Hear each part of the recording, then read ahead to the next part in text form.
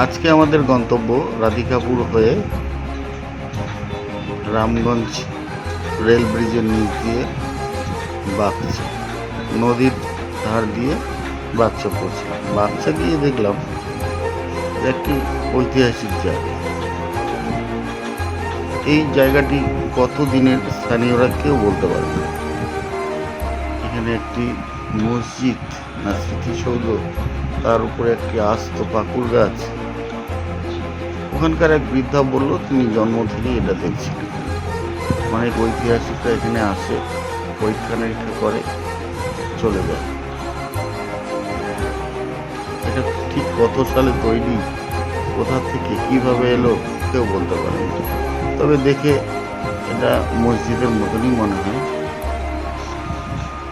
এটা দেখে আমরা আবার আজকে চলে গেলাম চকবিল।